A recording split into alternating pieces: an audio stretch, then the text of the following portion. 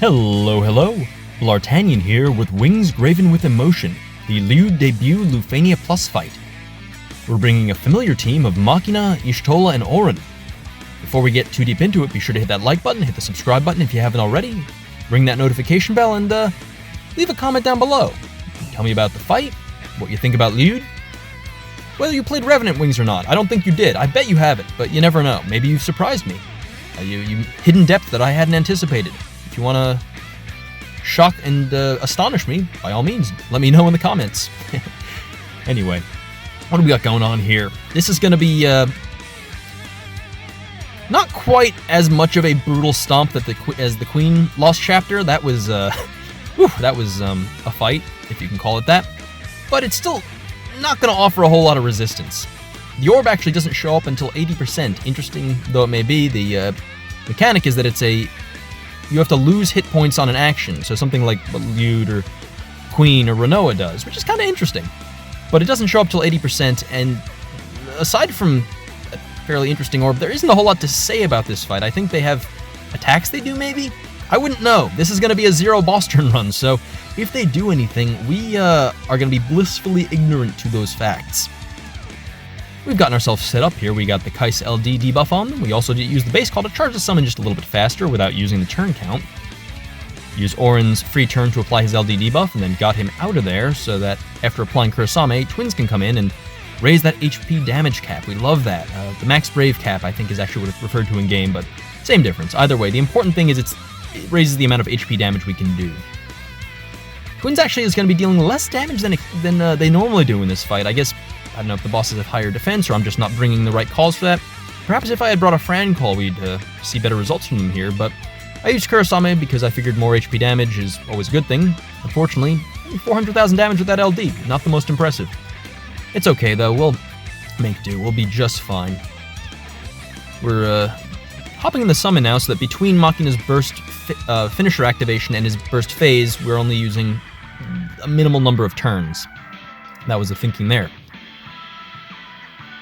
We also had a chance to ramp up the stacks on his LD, or on his burst effect, thanks to him getting a turn there.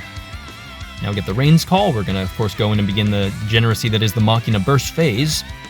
So let's get into that real quick. I don't think I'm ever going to get tired of this burst phase. It's the same thing over and over. You're just pressing the same buttons. But it's so satisfying. It just deals so much damage, and there's all these cool slashes and animations, and he has the cool costume, and look at this, vroom, into the sky. There we go. Love me a satisfying burst phase. You look at that, the 2 million damage. It's so good, so good. It's 2 million damage plus the splash on the other guy. Oh man, it feels so good. I'm curious to see what can be done to enhance this down the line, what fun toys we can have to play around with it, but we'll see. I'm just glad that I'm not bored with it yet, because, you know, the attention span of the average DFFOO player is not super long, unless you're like some Madcap Saga runner running your favorite character like through 130 fights or something insane. It's easy to get bored of a single toy, given there are so many to choose from in this game, so many to play with. That's why you haven't seen me use X-Death in a hot second. There have been a few fights he's been usable in, but you can only press cool, fun void buttons so many times before you think to yourself, I want to press some meteors, or I want to just hit them with giant drill swords, or whatever. Anyway, only 13.5 million on the burst phase, which is not the biggest Machina can do. I think we got off to a rough start there with Twins not being battery at the beginning, but it's okay. We can go ahead and get a quick launch here. As you can see, they didn't fall over quite as easily as the Queen fight. It's still 7 turns on the orb. The bosses haven't even acted, and hopefully they won't act if we have our way, so that'll be great. Twins still not doing the most brave damage here. Honestly, not sure what's up with that. I think they're just not starting the turns batteried, so they're missing out on Y'shtola's auras.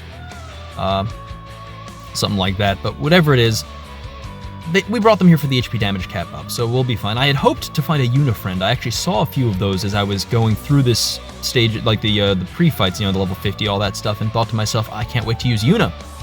Unfortunately, they were gone by the time I got to Lufenia. Such is life. This is just the struggle we sometimes have to deal with in these fights.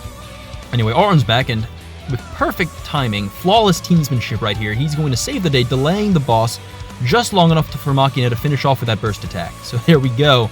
That is the Llyud debut fight. I hope you enjoyed. We'll have to go back and see if this fight actually has any mechanics or does anything beyond just roll over and die. In any event, I hope you enjoyed. Thank you for watching through to the end, and I will see you in the next video. Adios.